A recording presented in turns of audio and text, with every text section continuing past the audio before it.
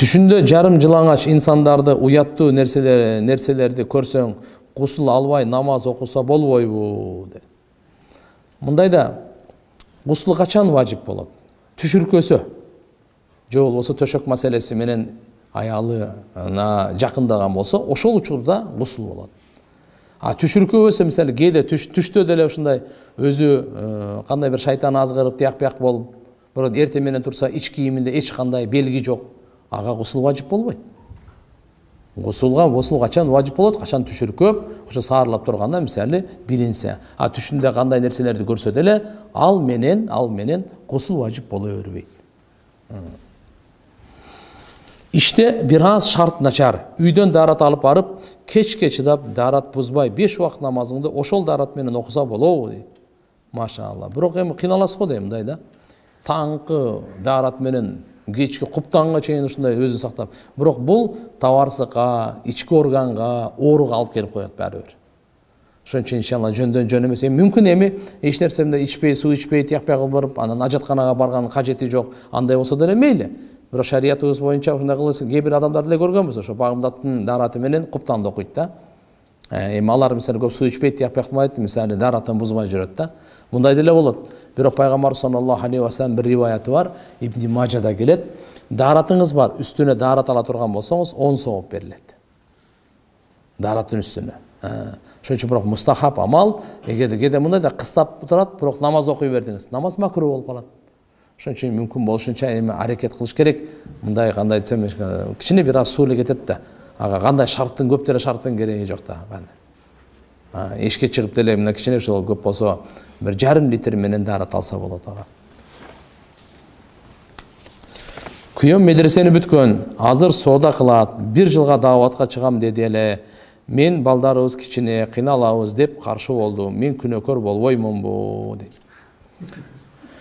Чок эми жакшы дуа кылып тургула, эгерде балдарды караша тургандагы болуш керек. Жөндөн жөн эле таштап коюп кетип калган деле болбойт. Аны бир мүмкүнчүлүк менен карап, 3 күн, 40 күн, анан бир мүмкүнчүлүк болсо, үйдөгүлөр бар, туугандар бар карап турса, бирок ушуну карап көргүлө да, эгерде акча тапканга Россияга 1 жылга жиберсеңер макул белеңиз. Макул болсоңуз анда дааватка деле макул болуң да. Ал дүйнө үчүн, бул ахирет үчүн да. Ошон үчүн иншалла аз карап туруп, балдарын азыр 1 жыл эмес, акча таап келе турган болсо, ата-энелер мектеп окуучуларын 2 жылга айдап атпайбы Россияга. Мурдагы ол мектепти бүткөн армияга кетсе, ата-энелер кандай ыйлайт эле. Целый айыл биригип алып ыйлайт эле го. Азыр мисалы ал эч ким ыйлабайт азыр. Анан бир туугандар бир немени айтып кое турган нерсе. Караңыздар, Кыргызстанда көбүнчө бизде кыз балдарды, ушу урматтуу энелерге кайрылып, кыз балдарды агасыз, атасыз жөнөтпөгүлө, күйөөсүз жөнөтпөгүлө. Бул жакшы эмес да болчу. Бул жакшы көрүнүш эмес. Канча бузулуп кетип атат, канча кордук, канча кыйналып атат. Атай ушуну мисалы карап туруп. Анан көрөк эми кандай? Мени шариятта уруксат бергени кандай? Атасы менен барсын мейли. Же болбосо турмушка бергиз, турмуш менен күйөөсү менен чогуу барып иш кылсын мейли.